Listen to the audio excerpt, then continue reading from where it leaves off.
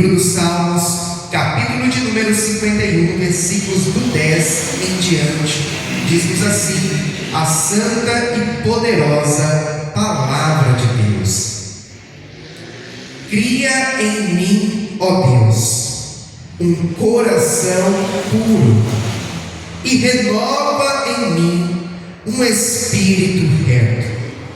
Não me lances fora da tua presença, e não retires de mim o teu Espírito Santo. Torna a dar-me a alegria da tua salvação e sustém-me com o espírito voluntário. Aleluia. Agora vamos adiantar um pouco para o versículo de número 16, que diz: porque te não comprases em sacrifícios, senão eu os daria. Tu não te deleitas em holocaustos. Os sacrifícios para Deus são o espírito quebrantado. Ao coração quebrantado e contrito não desprezarás, ó Deus. Aleluia. Como é nosso costume, eu convido a igreja a repetir comigo o versículo 10, que diz: cria em mim, ó Deus, um coração puro, e renova em mim um espírito reto. Aleluia. Coloque a Bíblia em teu assento. É momento de falar com Deus. Senhor amado e Pai querido, felizes estamos, ó Deus, porque mais uma vez nos reunimos na tua casa para cultuar o Senhor. Nesta noite já tivemos a oportunidade de falar com o Senhor em oração, de louvar e agradecer o seu nome através dos louvores, e agora a tua igreja, Pai, espera receber uma palavra esta que nasceu no coração do Senhor e irá em direção ao coração da tua igreja. Por essa razão, ó Pai, nós lhe pedimos que nesse momento o Senhor venha abrir os nossos ouvidos espirituais, abrir, ó Pai, o nosso entendimento, para que nós possamos não apenas ouvir, mas entender a mensagem que o Senhor tem preparado a cada um de nós, e que esta palavra, ela venha trazer para a tua igreja fortalecimento espiritual, que ela seja como combustível para a nossa fé, e venha nos trazer também um direcionamento que vem da parte do Senhor. Continua conosco, ó Deus. Eu me coloco diante de ti como um simples servo que sou e lhe peço: usa-me, ó Pai, como instrumento em suas mãos para pregoar a santa e poderosa palavra do Senhor. É o que nós lhe pedimos e desde já lhe agradecemos, em nome do Senhor Jesus. Amém e graças a Deus. Agora eu convido a igreja a dar a mais forte salva de palmas ao Senhor Jesus. Aleluia. Graças a Deus. A igreja pode tomar o seu assento, fiquem à vontade. Louvado seja o santo nome do Senhor. Igreja do Senhor, o livro dos Salmos é o maior livro da Bíblia Sagrada. São 150 capítulos, 150 salmos. Salmos esses que falam profundamente ao nosso coração. Primeiramente, porque foram inspirados pelo Espírito Santo de Deus, e também porque retrata muito dos sentimentos, das emoções nossas, humanas. E eu já te explico por quê. Os salmistas que escreveram esses salmos, escreveram nas situações mais adversas e também mais diversas possíveis. Por exemplo, o Salmo 23 é um salmo de provisão, quando vai nos dizer assim: o Senhor é o meu pastor e nada me faltará. Certamente o salmista estava passando, vivendo uma situação aonde ele depositou a sua confiança em Deus e tinha plena certeza, convicção de que o Senhor, como sendo o nosso pastor, é aquele que supriria não somente as suas necessidades, mas as necessidades de todos aqueles que o buscam. O Salmo de número 91 é um salmo de proteção. Certamente, o salmista que escreveu este salmo, que no caso foi Moisés, deveria estar em um momento onde ele precisava de proteção. E realmente, Moisés escreve este salmo quando ele está no deserto, caminhando com a nação de Israel. E certamente Moisés clamava a Deus por proteção em sua caminhada, em sua peregrinação juntamente com aquela nação. Por essa razão que ele inicia dizendo: aquele que habita no esconderijo do Altíssimo, à sombra do Onipotente descansará. O Salmo de número 40 é um salmo de quem está esperando em Deus, de quem depositou a sua confiança no Senhor, mediante a uma necessidade, mediante a algo que muito espera. Por essa razão que o Salmo de número 40 é um salmo onde o salmista começa dizendo assim: esperei com paciência no Senhor, Ele ouviu o meu clamor. Então é um salmo onde o salmista, ele esperava algo da parte de Deus, esperou com paciência e teve sobre a sua vida a bênção do Senhor. Por outro lado, nós vemos o salmo de número 70, que é um salmo de alguém que está aflito, de alguém que precisa de um socorro urgente, de alguém que precisa de uma mão estendida de forma imediata. Por essa razão que o salmista começa dizendo assim: apressa-te, ó Deus, em socorrer-me. Então, quando nós vamos analisar o livro dos Salmos, nós vemos que é um livro inspirado pelo Espírito Santo de Deus, mas que também demonstra muito das emoções humanas, daquilo que nós vivemos, daquilo que nós passamos no nosso dia a dia. E quando nós chegamos no Salmo de número 51, nós vamos ver que é um salmo de alguém que está arrependido, uma pessoa que pecou perante a face do Senhor e clama a Deus pela sua misericórdia.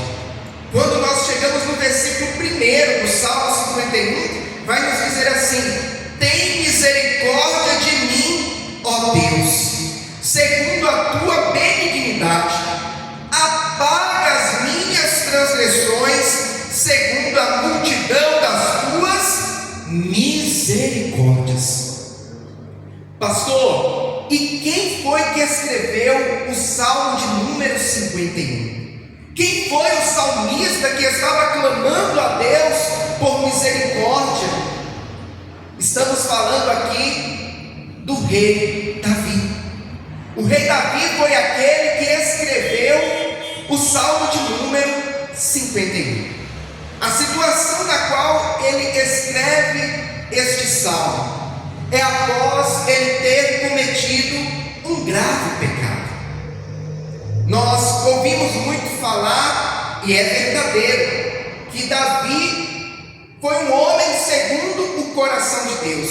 Sim. No entanto, Davi também foi um homem que cometeu erros, que cometeu falhas. A Bíblia Sagrada, ela é muito verdadeira e honesta. A Bíblia, ela não esconde as falhas e erros que os grandes homens que têm as suas histórias registradas nela estão descritos. Davi foi um grande homem perante o Senhor, mas como homem de carne e osso, como homem que também tinha uma natureza pecaminosa, ele falhou, ele também pecou. A Bíblia vai nos falar que Davi, certo dia, estava no seu palácio. Inclusive, o dia em questão foi um dia em que o seu exército estava em uma batalha. Porém, Davi não havia ido para esta batalha. Davi estava no seu palácio, estava inclusive deitado em seu leito, e à tarde ele se levanta, e ele vai até a sacada do palácio, e de lá ele consegue ver uma mulher se banhando. Como o palácio ficava em um local mais alto, de cima do palácio ele conseguiu ver uma outra casa. Era a casa de Urias, um dos seus soldados. Urias havia ido para a batalha e a sua esposa estava em casa. Ela estava se banhando, e da sacada do palácio ele consegue ver Betseba, esposa de Urias, se banhando. A Bíblia vai nos falar que Davi, ele cobiça Betseba e manda chamá-la, manda trazê-la até ele. Nós conhecemos a história, e a Bíblia vai nos falar que Davi, ele acaba se deitando com Betseba, acaba cometendo um grave pecado. Após o ato consumado, Betseba volta para casa, mas dias depois, ela manda a notícia para ele de que ela estava grávida.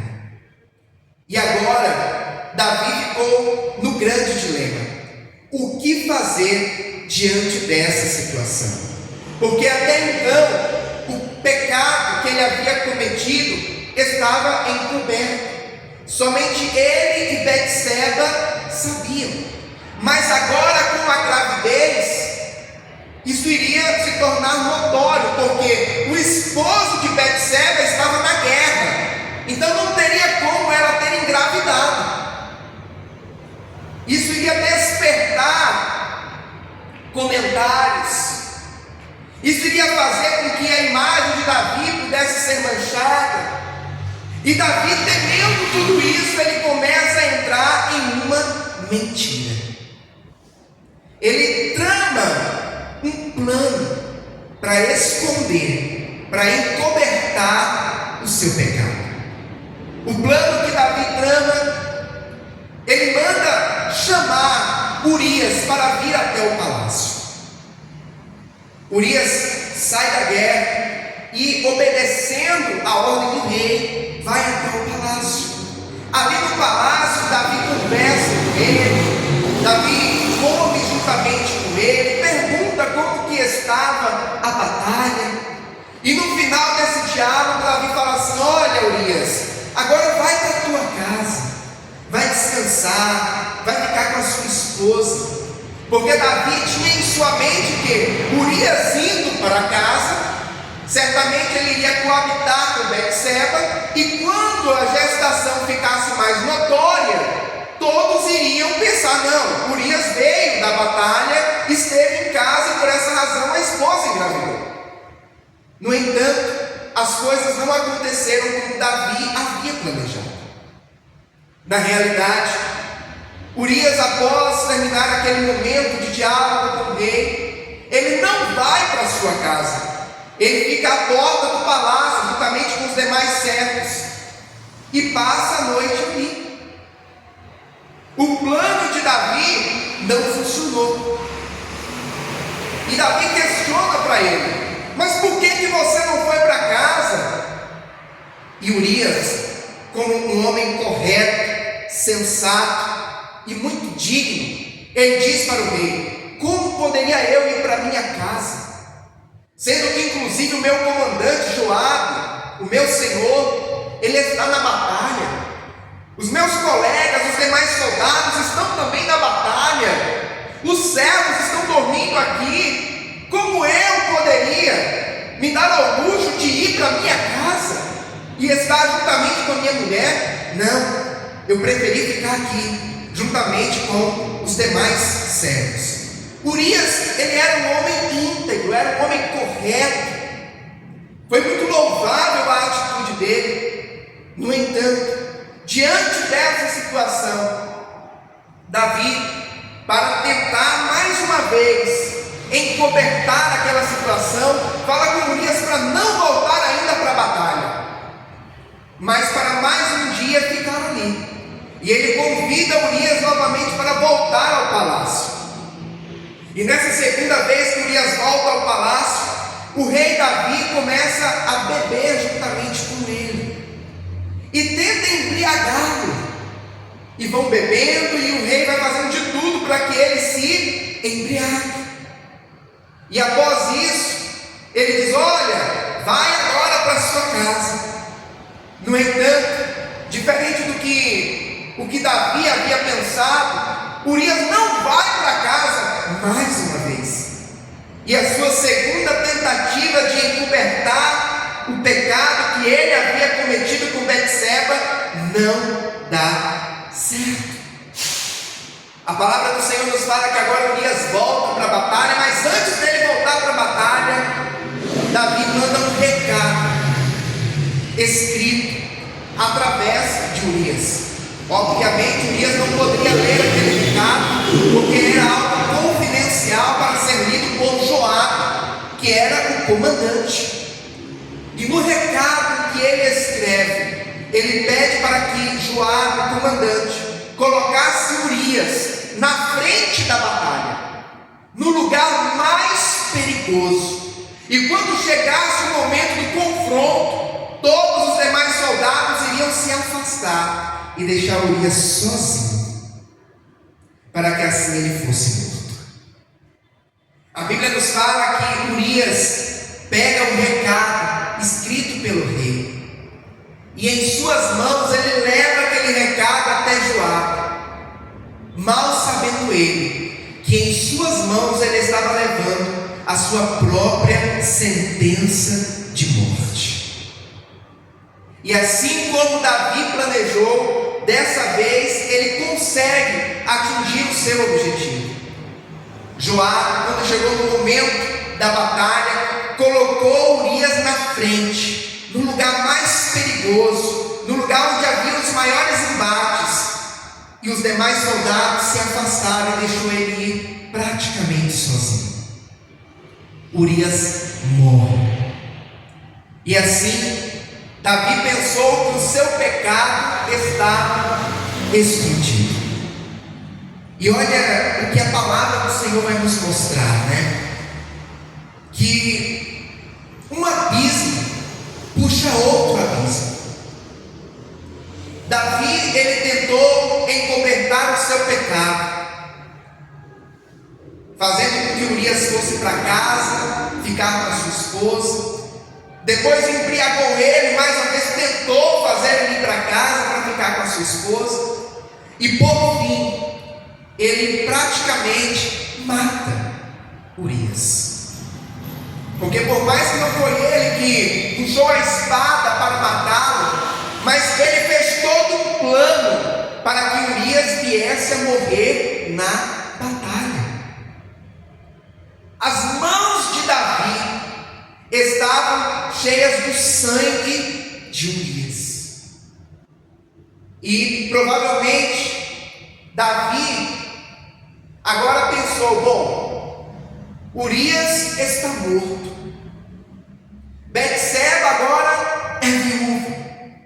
E ele imaginou que as coisas iriam se acalmar dessa forma. No entanto, nós podemos enganar o homem, mas jamais poderemos enganar a Deus. A Deus não se engana, porque a Bíblia nos fala que os olhos do Senhor estão sobre toda a terra, contemplando os bons e os maus. Deus, ele vê tudo o que se passa na minha vida, na sua vida, desde aquilo que nós fazemos em público, até aquilo que nós fazemos no mais oculto e íntimo nosso. O Senhor está contemplando todas as coisas. Então, quando nós chegamos aqui no Salmo de número 51, nós estamos vendo um Davi arrependido. Nós estamos vendo um Davi que está com seu coração despedaçado de arrependimento. Por essa razão que no versículo 1 ele começa dizendo: tem misericórdia de mim, ó Deus. Davi estava agora perante o Senhor, pedindo a Ele misericórdia pelo seu pecado. E ele continua dizendo: lava-me completamente da minha iniquidade e purifica-me do meu pecado, porque eu conheço as minhas transgressões e o meu pecado está sempre diante de mim. Contra ti somente pequei e fiz o que a teus olhos é mal, para que seja justificado quando falares e puro quando julgares. Eis que em iniquidade fui formado, e em pecado me concebeu minha mãe. Eis que amas a verdade no íntimo, e no oculto me fazes conhecer a sabedoria. O pecado de Davi havia sido exposto por Deus. O pecado de Davi havia saído do encoberto para o exposto. E Deus fez isso para mostrar para Davi que nada fica encoberto perante ele, e para que Davi viesse a ter um arrependimento na sua presença. Ah, meu irmão e minha irmã, todos nós erramos, todos nós falhamos. No entanto, quando assim fazemos, precisamos nos arrepender. Precisamos chegar perante a presença de Deus com o coração contrito, quebrantado e arrependido. A palavra do Senhor nos fala que aquele que se arrepende e deixa é digno de misericórdia. Davi, ele estava profundamente arrependido. Quando nós chegamos no versículo de número 10, Davi está dizendo: cria em mim, ó Deus, um coração puro e renova em mim um espírito reto. Não me lances fora da tua presença e não retires de mim o teu Espírito Santo. Torna-me a dar a alegria da tua salvação e sustente-me com o espírito voluntário. Davi estava arrependido, e Davi não queria perder aquilo que ele tinha de mais precioso: o seu relacionamento com Deus. Porque o pecado, ele faz uma separação entre o homem e Deus. O pecado, ele nos afasta de Deus. Por isso que o profeta Isaías vai dizer: eis que as mãos do Senhor não estão encolhidas para que não possa abençoar, nem os seus ouvidos agravados para que não possa ouvir. Porém, os vossos pecados fazem separação entre vós e o vosso Deus. Os nossos pecados nos afastam de Deus. E Davi certamente estava sentindo isso na carne, que o seu pecado estava lhe afastando de Deus. Davi chega com o coração quebrantado, um coração arrependido, um coração contrito perante o Senhor, pedindo a Ele misericórdia, e pedindo a Ele que não retirasse dele o seu Espírito Santo. Aleluia! Ah, meu irmão e minha irmã, o Senhor é aquele que está pronto a nos perdoar. No entanto, é necessário que nós venhamos nos humilhar na sua presença quando pecamos, quando falhamos. É necessário que nós venhamos verdadeiramente nos arrepender quando falhamos perante a face do Senhor. Um arrependimento sincero, um arrependimento verdadeiro, um arrependimento profundo. Porque existem muitas pessoas que dizem: eu me arrependi, eu pedi perdão a Deus.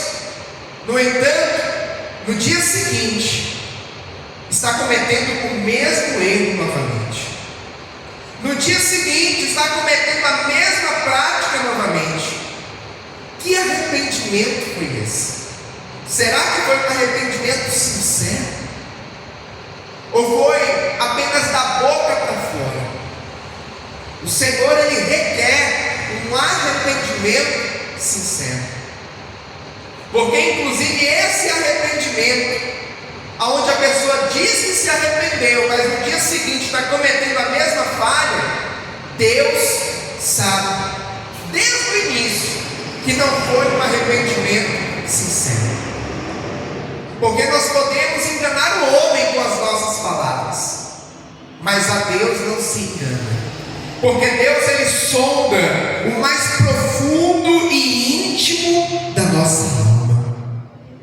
Deus, Ele sonda o mais profundo e íntimo do nosso coração. E Ele sabe quando um arrependimento é sincero e quando um arrependimento não é sincero. É remorso. Ou muitas das vezes é apenas um pedido de perdão para cumprir tabela. Só que Deus não quer isso. Deus não quer algo da boca para fora. Deus não quer algo apenas para cumprir tabela, mas Deus quer algo sincero, verdadeiro e de todo o nosso coração. Algo que provenha do mais íntimo e profundo da nossa alma. Esse arrependimento, sim, Ele recebe, Ele perdoa, e Ele faz com que aquele pecado seja lançado no lago do esquecimento. Davi, ele se arrepende perante o Senhor.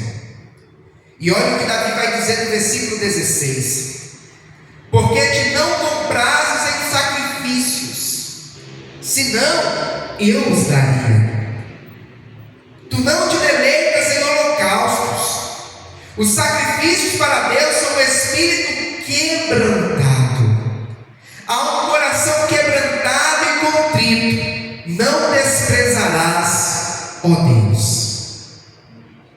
Davi está dizendo: se o Senhor se alegrasse, se compadecesse através do sacrifício, eu faria. Davi era rei, um homem rico, poderia sacrificar quantos bois ele quisesse, quantos cordeiros ele quisesse.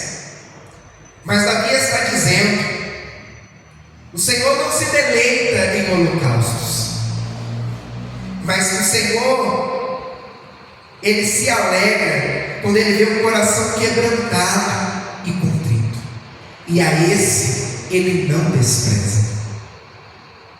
Coração quebrantado, coração contrito, é isso que o Senhor requer de nós.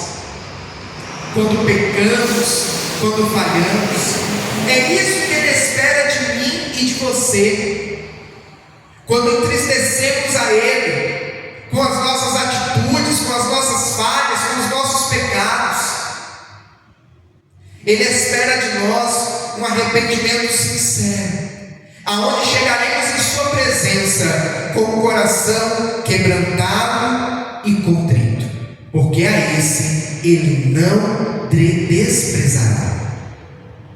Nesta noite, o Senhor, Ele nos traz esta palavra, para que nós venhamos em Sua presença, verdadeiramente nos arrepender dos nossos erros e das nossas falhas, para que assim possamos ter uma vida de intimidade com Ele, ter um relacionamento cada vez mais próximo, cada vez mais íntimo com o Senhor. Porque, como já foi falado aqui nesta noite, os nossos pecados nos separam de Deus, nos afastam de Deus. No entanto, quando nos arrependemos e nos quebrantamos em Sua presença, Ele nos perdoa, e isso nos aproxima novamente Aleluia. Jesus é aquele que levou sobre si os nossos pecados, as nossas dores. Nós temos um advogado, Jesus Cristo, o justo. Ele é aquele que intercede por nós. Ele é aquele que pagou o preço na cruz. Mas Deus, Ele requer um coração verdadeiramente quebrantado e contrito na sua presença.